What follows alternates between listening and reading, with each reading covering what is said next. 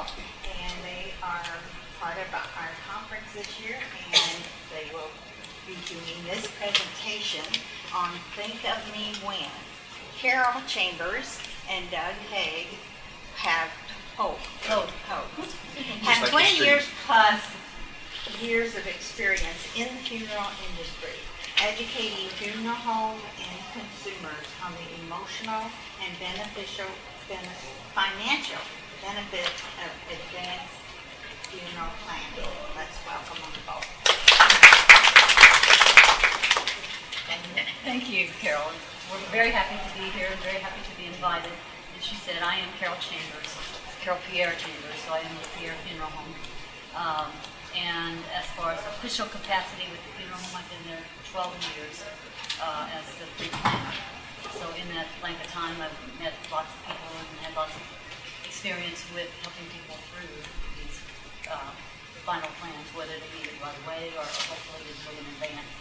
And then with me is Doug Hoog, who is a supporter of ours and helps with presentations, and he's with the IFPA, which is Independent Funeral Planners Alliance. Yeah, you got it. And they help funeral homes in the smaller independent funeral homes in the Midwest as far as any questions we have in the marketing and all.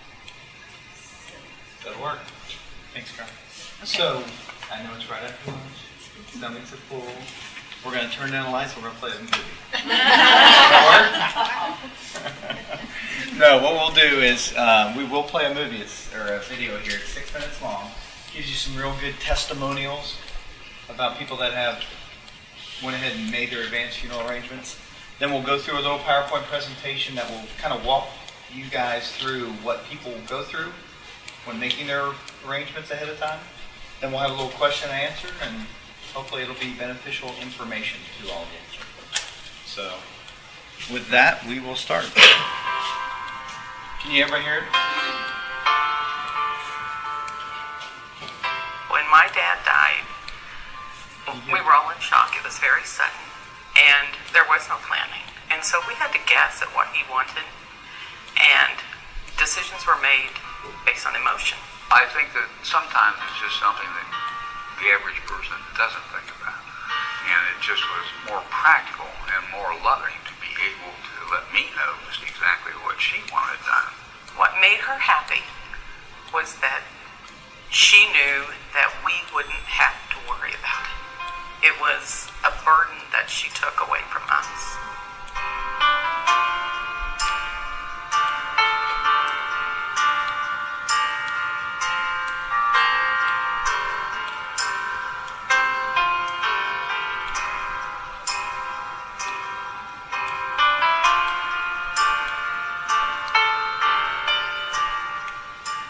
When my own mother passed, my sister was, I think we should do this. And, I was like, I think we need to do that. And the boys were, well, don't you think we should do the other thing? If that burden could be lifted, then, the loved ones can be about celebrating life. I had time to grieve loss of my husband and just, sit back, like I said, around the kitchen table and enjoy the family and friends and the stories you always talk about.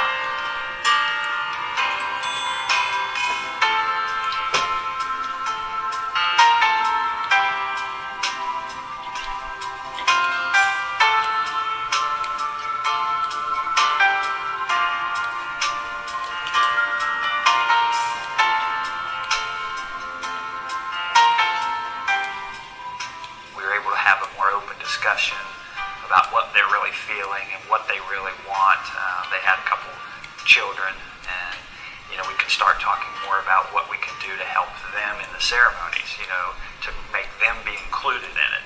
We have people come in all the time who say, oh, we had the best time pre-arranging our funeral. It was so much fun. We really enjoyed it. We're really glad that we took care of it.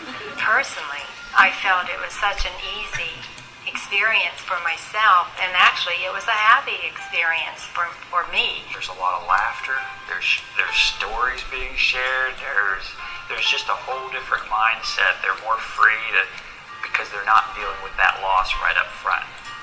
There was no rush, there was no pressure. She explained everything. We talked more about my mom and her life than we did about her death. And my mother was so happy to have done that.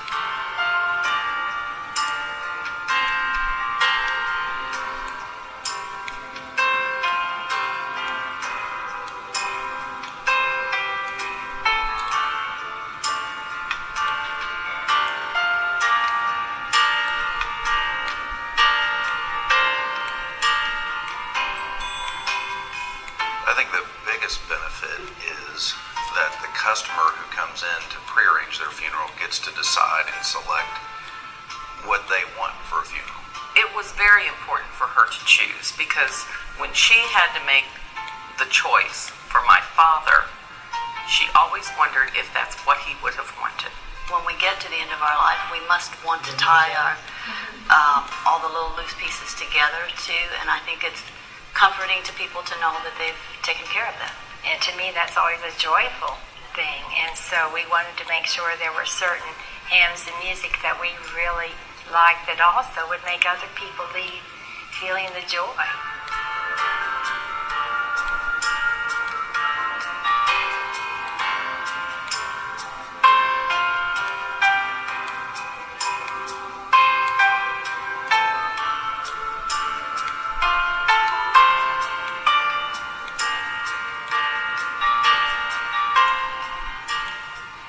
Mother gave us a great gift by, planning hers, paying for it. Not that we wouldn't have been happy to pay for it, but we didn't have to. So it really was a gift she gave us. Probably the last best gift you can give your children is a prearranged funeral.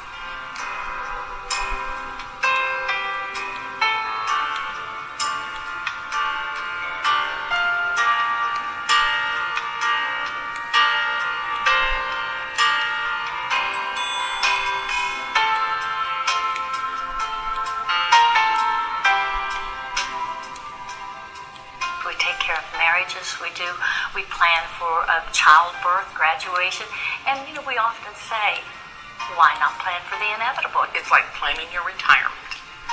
Everyone should start early in life, saving and planning for their retirement. And this is just one more piece. You're planning what you're going to do, where you're going to go, what activities you're looking forward to. But you also need to plan for there's going to be an end. And you want to make that as easy for your family and your spouse as possible. I think people just are realizing more and more the value of getting things done in advance like this. Just as they do their wills, their power of attorney papers, their living wills and all this. Get everything in place, they get this in place also. I think people prearrange or should prearrange because it makes financial sense, it makes emotional sense for your family, and it's just a good thing to do.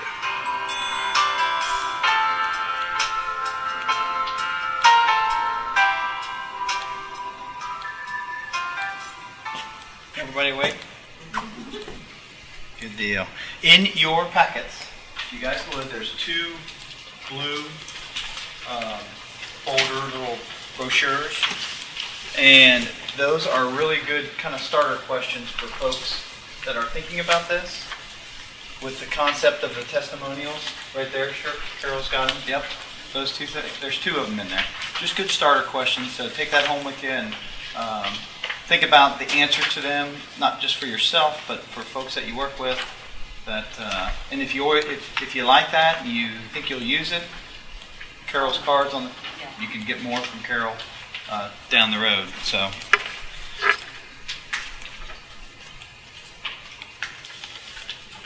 okay. So how does it work? Advanced funeral planning concepts. There you go. Can you push this arrow sideways here? When I give you a sign. Okay. So in your packet as well, there's this. It looks like this. Just gives you the guide of what we'll do today. Through this presentation, two parts. Part one, pre-need funeral planning. What is a funeral pre-plan? Why do people pre-plan? How much money is saved by pre-planning? How does a funeral pre-plan legally protect funds for Medicaid and nursing homes? What age is best to pre-plan? And who benefits most from, God bless you, most from your advanced funeral pre-plan? And then we'll open it up actually to a few common questions that most people ask that you'll have the answer to, and then if you guys have any questions as we are going through this, feel free to stop. So, as you've heard there, security and peace of mind is something that most people and the best provides security. Number one reason why people do advanced funeral planning. It gives them the peace of mind, the security, knowing that it's all done. And then when you make important decisions, we're not comfortable if we are pressured to make them too quickly. And if you do not make funeral decisions and funding arrangements for living, somebody will for you. The family has to make a rush decision. So what is a funeral pre-plan? A funeral pre-plan is a contract between you and your funeral home for future funeral services. A funeral pre-plan is tied to a payable on death funding vehicle, which usually is an increasing benefit insurance policy. Not all funeral homes use an insurance vehicle, but they have to put it, at least in the state of Indiana, they have to put the dollars that are received from a family in some type of trust. It's either a bank trust or it's an insurance trust. Most, but not all, funeral homes guarantee the future cost of your funeral against inflation when funded with a proper funding vehicle like I just talked about, the trust through a bank or a trust through an insurance company. In the state of Indiana, we are fortunate that we are one of 5 states in the country that funeral homes, if the family selects all of their goods and services, then they provide the payment for that ahead of time and it goes into one of these trusts. Those funeral homes are required to guarantee the goods and services for that family. Not all states, not all funeral homes have to do that, but in Indiana they do, which is a good feature for the consumer. So did you know funeral pre-plans are portable? If you make a pre-arrangement and pay for it here in Evansville, but you move to Florida, all you have to do is call the funeral home, ask for the information of your vital statistical information, all the stuff you picked out, and you can transfer it down to any funeral home or wherever you move to any funeral home. What the biggest difference is, the trust and your information will transfer anywhere. The transferring funeral home where you're going to, in most states, they have the option to whether they provide that guarantee or not. That makes sense? That guarantee that I talked about that is required in Indiana, when you move, which most do. Because your competitor may not. Right. So, if you don't, then, again, you just want to be nice to people too, and it's just a salvation for people to know that they don't have those questions. But, and you mentioned you can transfer it to anywhere in the United States, Puerto Rico, or Canada. So, it's that portable. And again, just remember you're transferring 2 things. You're transferring the information that you've selected and the dollars that you've placed in that trust. So there are many decisions that need to be made immediately following the death of a loved one. There's a little flyer that we use, which is very accurate, but in most cases, it's 125-ish decisions that have to be made within a 24 to 48-hour period. So if your family, your loved one who passed away did not make one step to record any information or pay for it, that's how many decisions that have to be made, which are pretty much irreversible. There's some people that move their cemetery spot, but it's not an easy process. So that's why it's pretty much irreversible. So the problem, if you died last night, who would be taking care of your funeral arrangements today? You guys see that little picture there? Burden alone. Us few guys that are in the room here. You ladies are 67% of the time made to make those decisions, because us guys go before ladies. So how comforting would it be for them to have all that information in place? Funeral, Keep hitting? yep, so it all comes up there. Funeral pre-planning has many benefits. It relieves your family of unnecessary concern at a time when their needs are most important. Pre-planning lets you take advantage of today's price for tomorrow's funeral, which again, that is that guarantee word. Funeral homes that guarantee your pre-arrangement for you, they're guaranteeing that what you selected and paid for, you won't have to pay any more for those items when the time comes, even if it's 20 years down the road. Because that trust, and we'll see here, but that trust will be, they'll accept whatever that death benefit of that trust is for full payment of your goods and services. Is that even if they go like to another state, some other funeral home has to honor? Yes, the other funeral home that they move has the choice to whether they honor those goods and services. The money will go, but yeah, but it may not cover the things that you wanted. Depending on that, yes, and that's where, I recommend, we recommend that's where a consumer needs to be conscious of asking for it, because 99% of the funeral homes, if you ask for it, they will guarantee it, because they don't want you to walk out their door and go to the other funeral home down the street. So you just recommend, just ask, and 99% of the time it's guaranteed. I'm just thinking, if you guarantee it here in Indiana and you move to Florida, and then you want to do it down there. Mm-hmm. You probably have more money in your trust because prices in Florida are a lot different than they are in Indiana. And the vice versa. But they'll get the information and then they may or may not honor that. Yes, they may or may not. Option not to.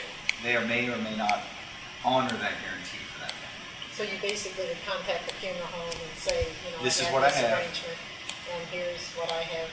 Will you guarantee it for us? Would you provide that? Yep.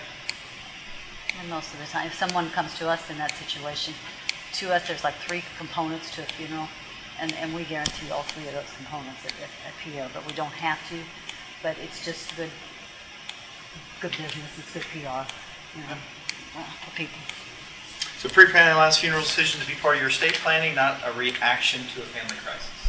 Again, the 24 to 48 hour period. So, hit it again. Past surveys tell us 83% of Americans aged 30 and older think funeral pre-planning is a good idea. They plan to make these arrangements at some time in the future. But over 65% of American deaths occur completely unexpected. Did you guys know 1 out of every 4 deaths in America are of people age 50 and under?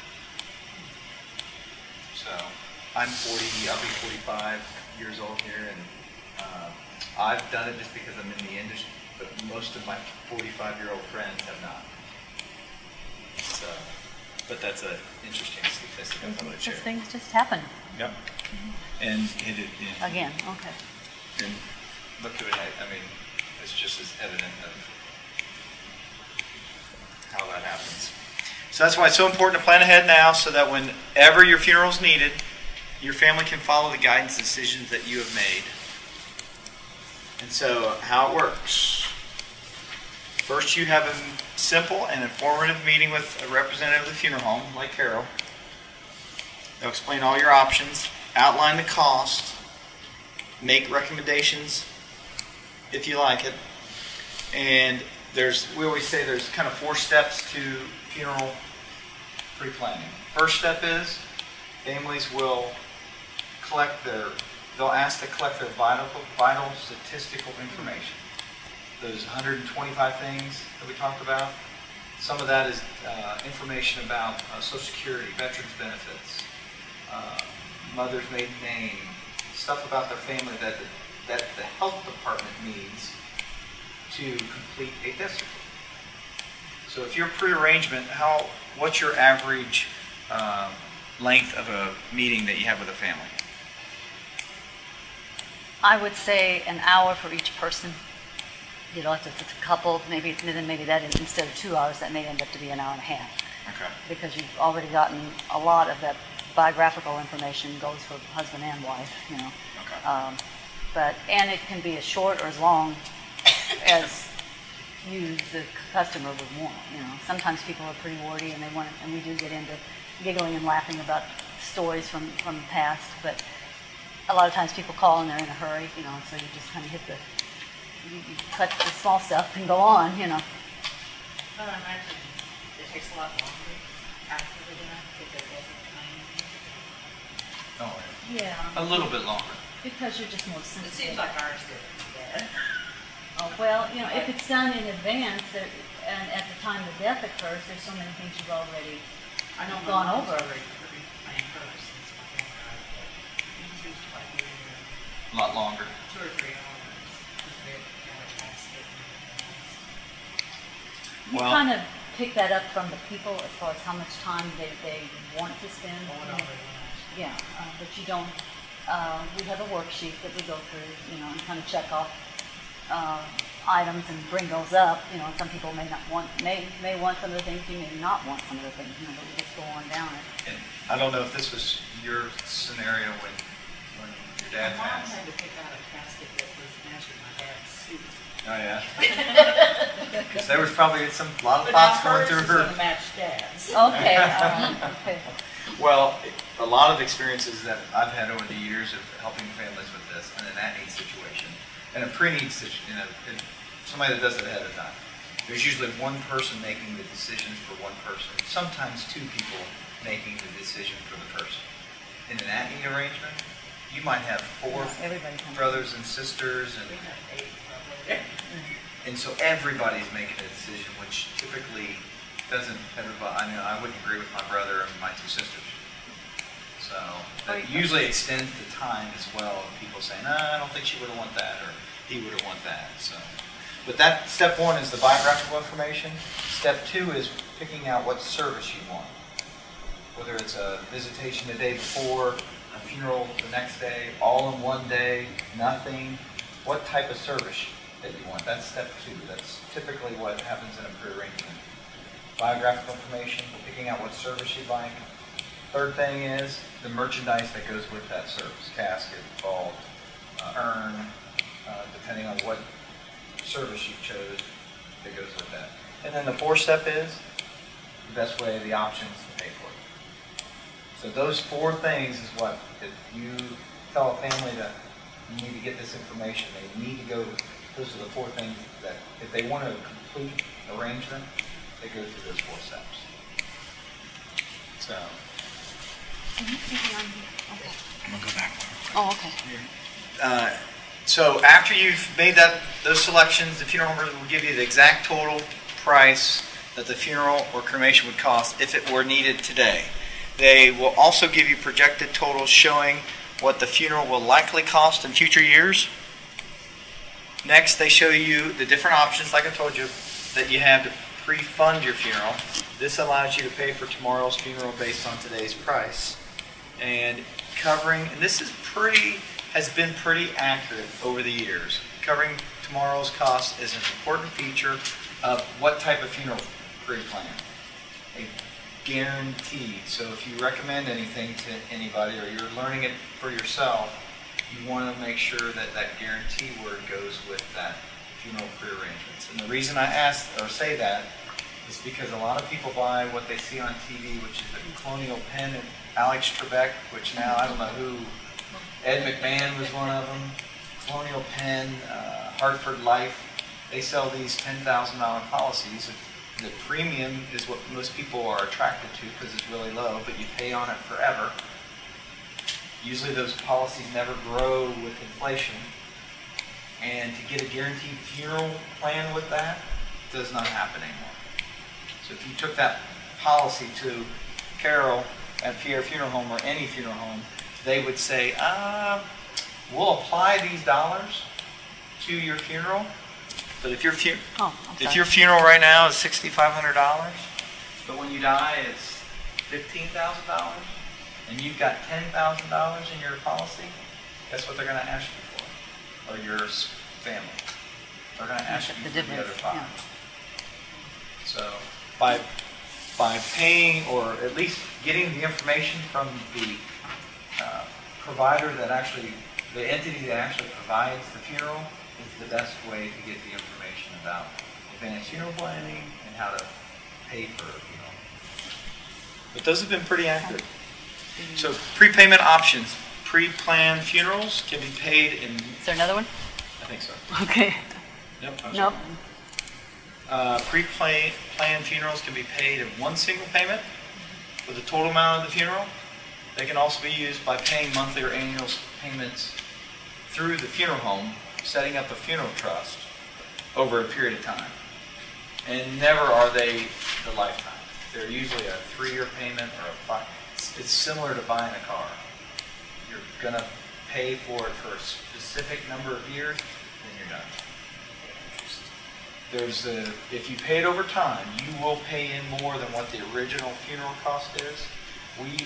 It's basically considered having the cost for having the insurance because, go ahead and click. If you die the early years of your pre-plan, which is a payment plan, your funeral is insured. The insurance benefit pays the balance of your funeral. Your family's protected. So anybody can set up a funeral trust at a funeral home, whether they are they're carrying in their. I mean, if it's really their health is not very good. Everybody can get it. Everybody can get it. And depending on people's ages, as far as that payment plan, you have 3, 5, 7, and 10-year pay plans. But somebody that comes in that's 84 years old or 90 years old they're not eligible for the 10-year pay plan. Yeah. They pay that in partial payments if they can't pay it all at once. But yes, there's 2 health questions. Whether you answer them yes or no or can answer them yes or no, you can still set up a trust. That would determine whether or not your coverage starts day 1 or maybe year 6 months. First 6 months or 12 months or 24 months. Does that make sense, everybody? Because everybody's covered regardless of your health. It's just whether it's covered right away or if it starts at 6 months, then your coverage starts. Yep. So health restrictions apply to this benefit during the first 2 years. So most people live long after their pre-arrangement is paid for, saving hundreds or even thousands of dollars on their funeral costs. People often underestimate how long they may live and how much those prices rise throughout their lifetime. The average age of somebody of all the funeral homes that our organization helps educate their communities about advanced funeral planning, it's the late 60s to early 70s, 71 is the average age of somebody that goes to the funeral home, goes through those 4 steps, and gets it set up for their family. There's folks that, there's a gentleman that just called me the other day, a 39-year-old, just lost a parent, decided just to do it. So it could be of any age, but that's the average age. A funeral pre-plan can legally exempt funds from Medicaid. Many people will have expensive medical treatments or a period of time in a nursing home at the end of their life. So all of your liquid assets, including the cash value of your life insurance policies, like those Colonial Penn, the Ed McMahon, can count as an asset when you're trying to qualify for Medicaid assistance. A funeral pre-plan that is irrevocably assigned to your funeral home is an exempt asset.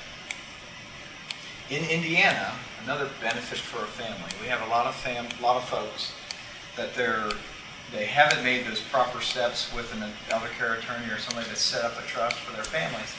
And if they have a wealth of dollars and they're trying to spend down those assets, in Indiana, that individual can spend and set up a funeral trust for themselves, for their spouse, and for any children and their spouses. Does that make sense? So if a family has got $50,000, they know they're going into a nursing home for Mr. Smith. Mrs. Smith can set up the funeral trust for them two. Then they have Billy and Jimmy and Johnny and their spouses. They can set up a trust for all of those. And they all will not count as an asset for Mr. Smith. Does that make sense? So your choice is the money's going to one facility or it's going to their kids. Which is a nice thing because people get to that age and, you know, and very few people can afford medical care at a nursing home, you know. So if they've saved all their life and they've had these insurance policies and then they're just going to be cashed in and given, you know, just for their care, by being able to pre-plan their children, they can still pass something on to their kids, even though, I mean, it's not like a house or something like that, but it's still a financial benefit for them. So it goes to their loved ones versus going to Uncle Sam, you know, for it. So. That happens every day Really does. here in Indiana. A lot of people don't know that you can pre-plan your relative, you know, the spouse, and then your children and their spouses. And Medicaid's not going to tell you that either. So we protect our family from many events that may never happen. And auto collision insurance, homeowners insurance, nursing home insurance, flood insurance, medical insurance, for security and peace of mind. But with the funeral pre-plan, it's not a question of if, it's just a matter of when. We're all going to do it. We'll all go through it, so it's always better to prepare That's the last one. than not, yeah. So what we'll do is, any other of those questions maybe that you had, the committee asked a couple of things that we cover. I think we did cover a lot of them. Do you guys have any questions on that? Is there anything in that? Yes. If you pre-plan and you select all of your options that you want, let's say I did that now and I'm 48, and when I'm 80, I don't really want all that, or I want something different. Can you change that? You can change that. You can't, because in Indiana it's irrevocable.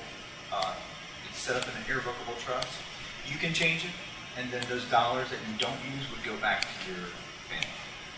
Or if it's something that I want that's going to be more than that, then you can always add to it. Yeah, sure. You can always add, and you know, and then because like it's irrevocable, which basically means it's unfundable, unrefundable while you're living, and that's why Medicaid allows you to do this, because you can't put money in that funeral plan and then be accepted for Medicaid and then come back and get the money, you know, cash in your funeral plan and have that money yourself.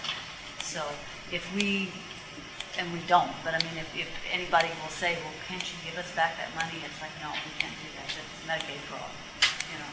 So we just cannot do that. So if someone, you know, chooses the casket and the things that would be more costly perhaps than cremation, so the person prior to their death says, you know, I have changed my mind. I didn't want cremation, just using that as the example, or it could be converse. If you went with what would probably be less costly, I don't know if that's true or not, I don't know that much about this, but if it's less costly, then that money would go to the family. And of course it would be at that current price, I assume. Yes.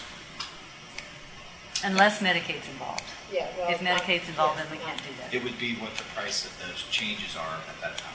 Yeah. So in other words, if cremation was, we'll just say $100 today, and when you die, it's $1,000. Yep. Well, yeah, just, you know, say you fund the $100 and it's $1,000 when you die, you don't have to make up the additional $900. But if you would say, I want a casket, then you would buy the casket at current day prices. We'd figure what the current cost is of what you selected, and then if what you selected 10 years ago or something, but then tell you what that cost would be today. Then if you want to add to it, I mean, you've got that credit for what it is today, and then you make up the difference with whatever you've added or subtracted. Can family change this? I mean, like, let's say there's prepaid and the family says, well, yeah, I guess again, family could go either way. And they say, oh, you know, we know mom changed her mind or dad changed his mind. Can family...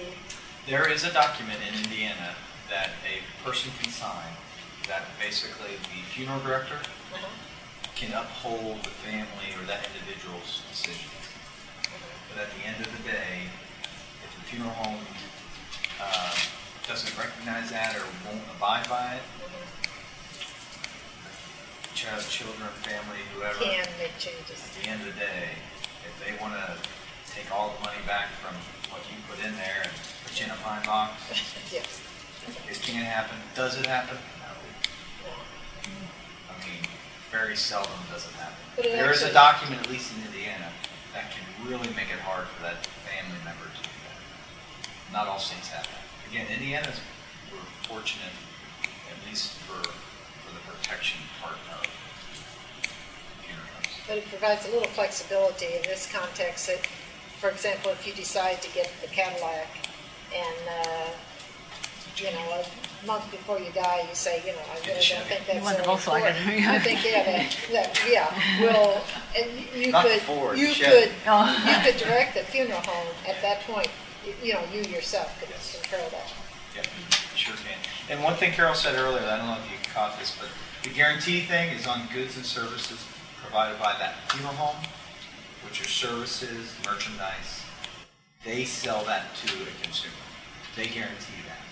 Then we have this third option, which is our third portion, which is called cash advance items, which are items that are used for the funeral services, but they're provided by the flower shop. Or the cemetery. For the The cemetery. labor of the cemetery. Anything outside the funeral home, those are called cash advance items. Most funeral homes don't guarantee that part because cemeteries recently, in the last 8 to 10 years, their prices have went right through the roof. And so funeral homes aren't going to guarantee, most aren't going to guarantee that portion because they have to hope that their trust that they set up for you grows a lot quicker because of those increases. But you guys, We do. I think we're the only funeral home in town. We guarantee those cash advance or third-party items is what we call them.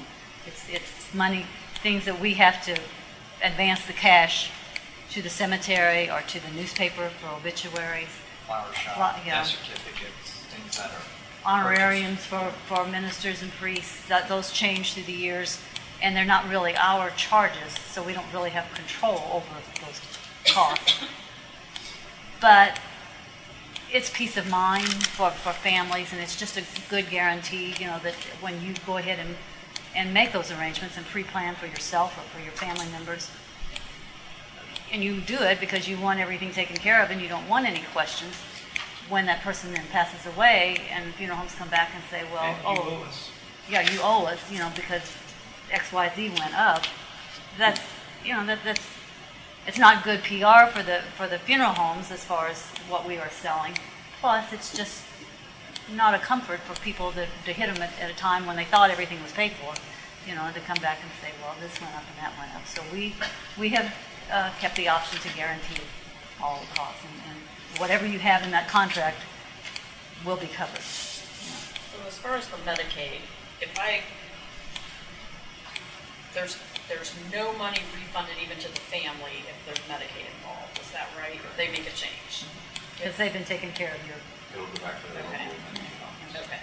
So no money would go to the family, but it would be reimbursed to Medicaid. Correct.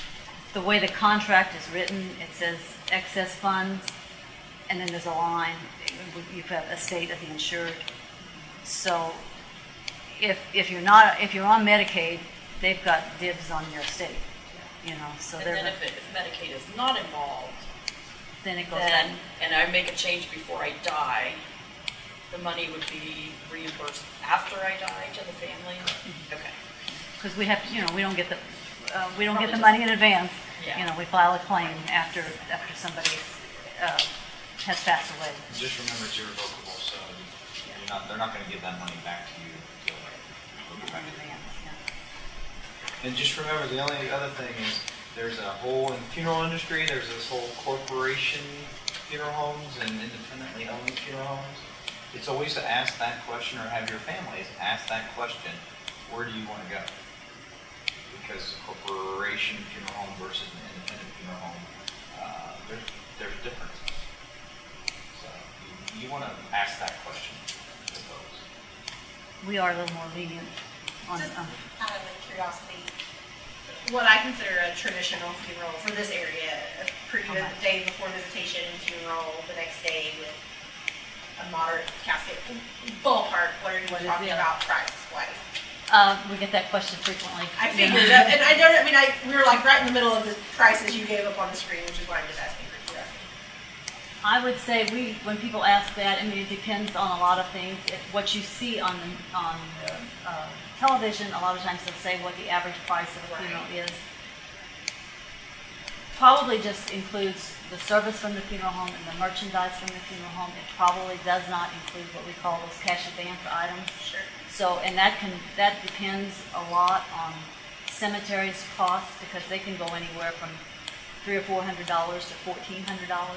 You know, so that makes a big difference. But when we include all of those items and those cash advance items, we say anywhere from $8,000 or $9,000 to $10,000 or $11,000 or $12,000, you know, depending.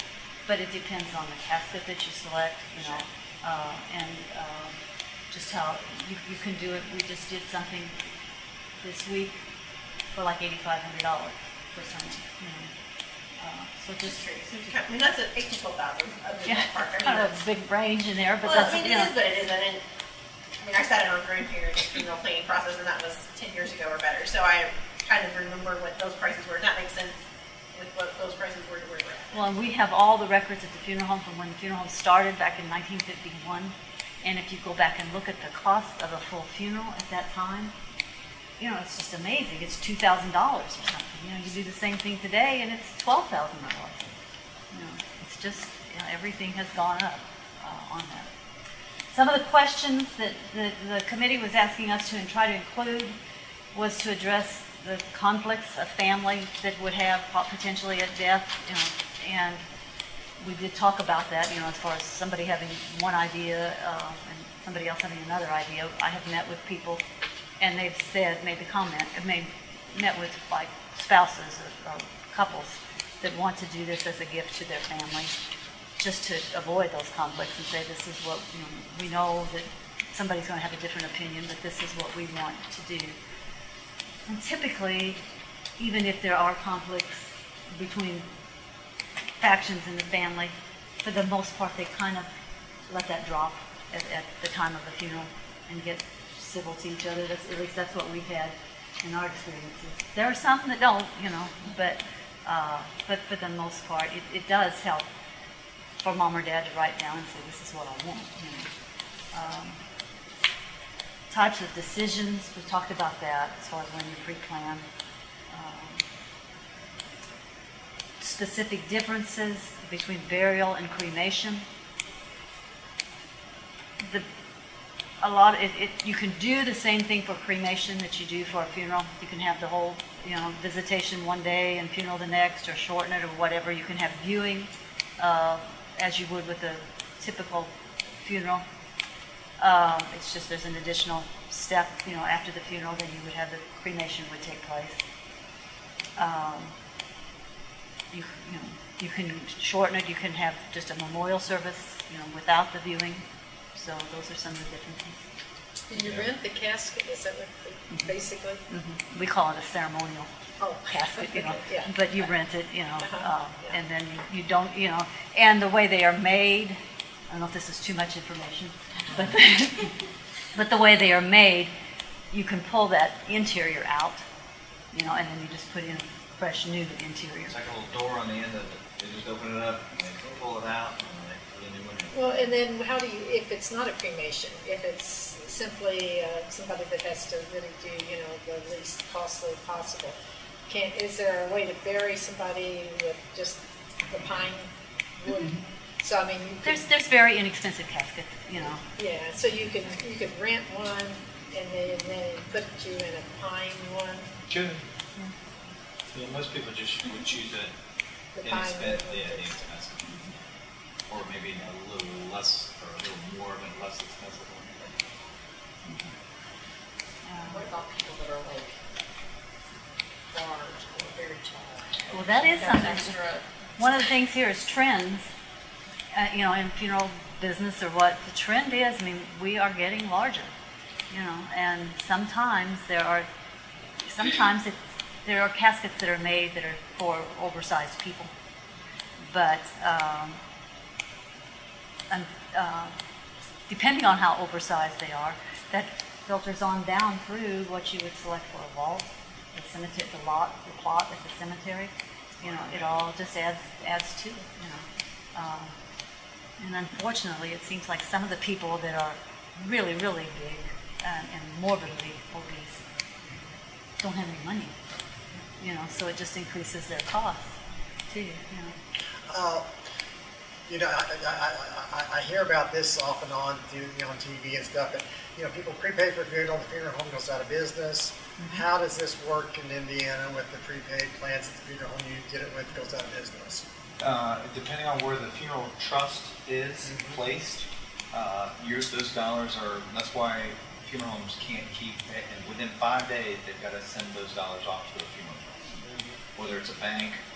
So if the funeral home goes out of business, those trusts are still in those entities wherever they've placed it. The only thing that has happened in not just Indiana but elsewhere is funeral home.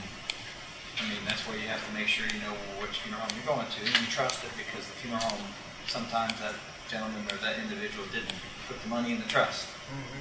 And so if that's the case, there's an insurance protection fund in Indiana that has dollars in there to protect you as well. So there's a couple. Like I said, Indiana is a really good state for the protection of consumers for funeral trusts. So if that funeral home that you put it in went out of business, it would still be guaranteed at another funeral home in Indiana? That's that transferable portion. In Indiana, they have to guarantee, even if you transfer from one firm in Indiana to another, the other one has to accept it. If they accept it, they have to guarantee it. And that's the same level of services? Okay. And so when they send this off to some other, the trust, wherever, you get some notification of where it is? So you could... We use a specific trust company, Homesteaders is their name. You have applications that you have to sign, denoting what you've done and your acceptance of it. Then in just a short amount of time after they issue the contract, you get copies of that contract. Okay. We also get, we have a contract, we keep records of it too, but then they send that to the policy owner. And the recommendation is let your family know what you've done, so they know where it is, because we frequently have people calling and saying somebody's passed away in their family and we know they're pre-planned, but we don't know where. Do you have their pre-arrangements? And the family just brings you that trust paper or and for the most part, we know who they are. Well, like to your question, if you have copies of it, and you know that funeral home A went out of business, you go to funeral home B, here's the copies, still call the trust company wherever those dollars are, get it transferred over to that funeral home.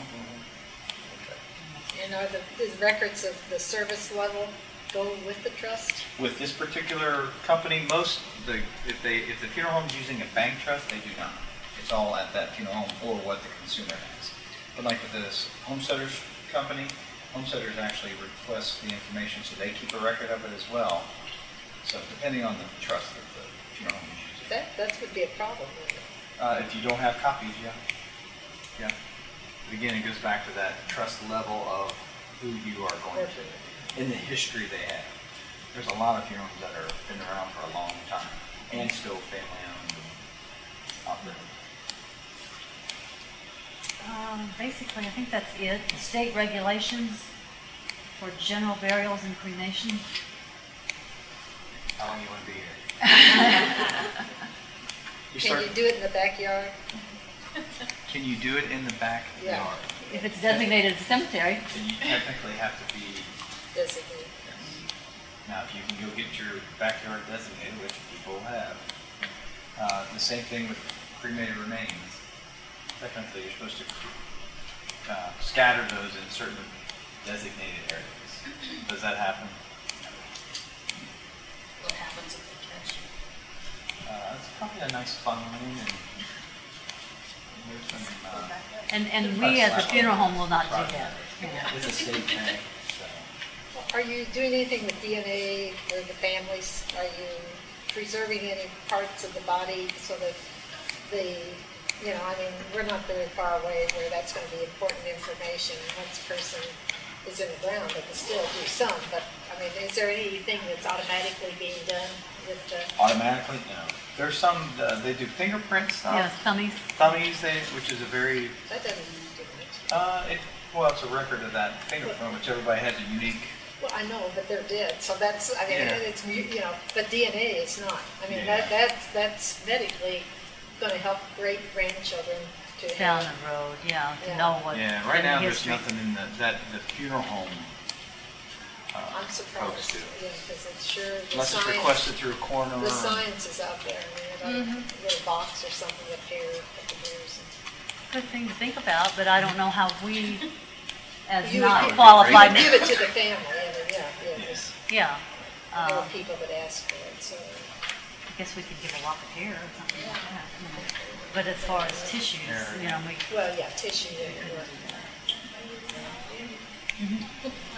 I hear many of my friends say, I know I need to go in and pre-finance and make those funeral arrangements, but my husband won't go. Excuse me. Do you encourage that the wife go ahead and go and make hers and issue and everything to go ahead and make his while she's there? I like to see this question. That happens very frequently. It's typically the wife that wants to do it, and the husband is, you know, kind of dragging his feet and saying, I'm not, you know, I don't know why. We don't have very many men in here. I'm not real sure what. Just print off that, or we'll give you a copy of that one slide. Oh, Remember that one slide with the 67%? But what you can do also, and we've had that with, maybe there's a child or somebody that is mentally handicapped or needs assistance, you know, and really isn't capable of doing their own funeral, but you can be the owner of that policy. You don't have to be, you have the insured, but then you have the owner of the policy, and that, you know, potentially, I guess, could be a wife. Yes, and you know. could do it, yeah. Actually, that's done numerous times where the wife will go in and plan it for both. And some pay for it both, and you can sign as the owner for the husband. Or you That can does take happen. Or take the forms to him and have him sign it, you know, if he just doesn't want to come in. And Communication always is a wonderful thing, but if you want to get it done, legally you can do that.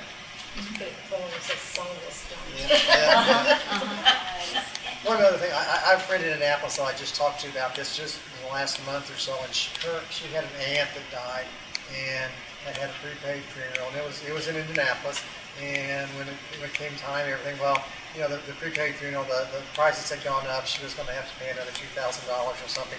She basically said she'd talked to her attorney, and then it was all dropped, and she didn't get another dime. But I don't know, is that very common? I mean, you know, and I know she told me the truth. So. Do you remember that cash advance item portion? That's where a lot of some it funeral comes homes can say, well, this went up that much, and that's what you look But you should, on the forms that we have, that we fill out, there's 2 columns, and we have to send in, besides just the contract and saying you signed to this dollar amount, we have to send in a list of the goods and services that were selected. And in that contract, there's a column for guaranteed and non-guaranteed items. So we put everything in the guaranteed column. Do you estimate for inflation in your? No, that's what the funeral homes, yeah, but the funeral homes.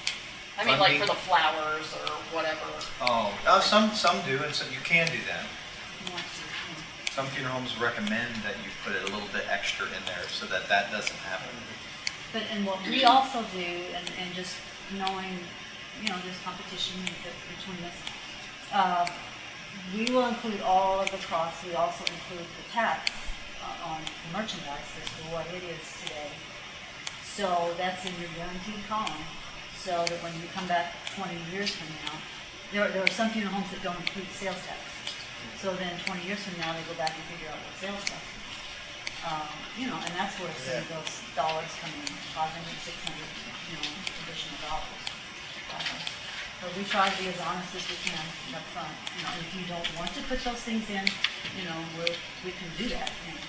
And another thing that we do as far as people that maybe don't have, you know, a chunk of money that they can just work with, you can do portions of it, you know. You don't have to do the whole thing at one time. You know, you can do a certain amount and pay for that, or what's comfortable for you to work with, and then do that, and then come back. But the last thing I'll say is you can make your families, or you can make more money having put your money in an investment, and have the market go up and down, but that's not what people do. Most people don't put their money aside in the funeral trust to make money. They put it aside because it's done in that 24 to 48 hour period. They don't have to call anybody to get the money or changed or transferred or whatever. The funeral home claims the policy, the trust, it's there, done, signatures, pick the time and date, and they get back to their family. That's why people do this. And that's why they pay for it. Because it's even amazing too when you're working with people who know their families backwards and forwards, but when you start asking that biographical information as far as children and grandchildren, that's, they can't think of all those names, even when they're not pressured. Most they can, but when you're pressured, you've got that emotional impact at the time someone passes away.